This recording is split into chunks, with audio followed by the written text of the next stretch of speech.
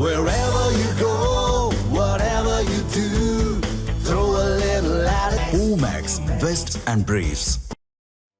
இந்தியாவின் மிகப்பெரிய வர்த்தக சாம்ராஜ்யத்தை கொண்டிருக்கிறது டாடா குழுமம். ரத்தன் டாடா மறைவுக்கு பின் டாடா குழுமத்தை வளர்ச்சி பாதைக்கு திரும்பியவர் யாரென்றால் டாடா சன்ஸின் தலைவரும் தமிழருமான என். சந்திரசேகரன் தான்.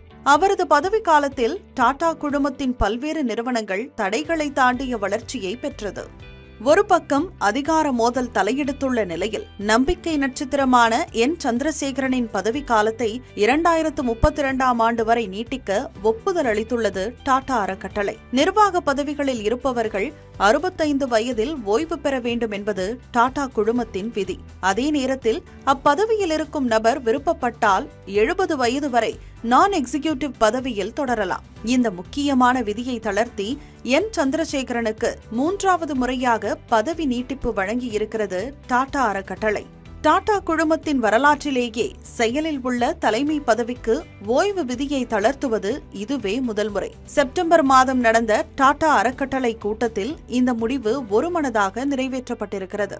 என். சந்திரசேகரனின் பதவி நீட்டிப்புக்கு பல்வேறு முக்கியமான காரணங்கள் முன்வைக்கப்பட்டுள்ளன. டாடா குழுமம் அடுத்த 30 ஆண்டுக்கான வளர்ச்சி பாதையை திட்டமிட்டுள்ள நிலையில் செமிகண்டக்டர், எலக்ட்ரிக் வாகன பேட்டரிகள், ஏர் இந்தியா போன்ற முக்கிய திட்டங்களை கையாள தொடர்ச்சியான அனுபவமிக்க தலைவர் தேவை என்பதால் இந்த முடிவு எடுக்கப்பட்டுள்ளது.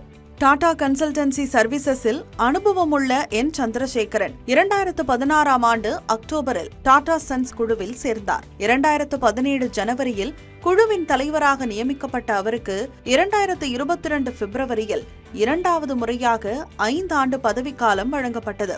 என். சந்திரசேகரன் தலைமையில் டாடா குழுமம் கடந்த 5 ஆண்டுகளில் வருவாயை கிட்டத்தட்ட இரட்டிப்பாக்கியது. நிகர லாபம் சந்தை மூலதனத்தை 3 மடங்கிற்கும் மேலாக அதிகரித்தது.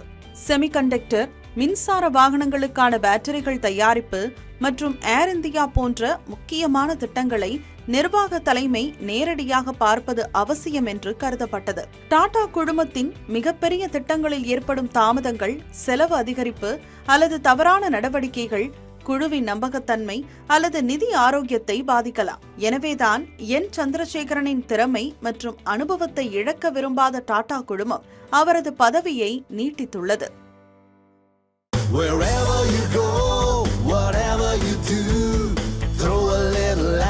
Omax, Vest and Briefs.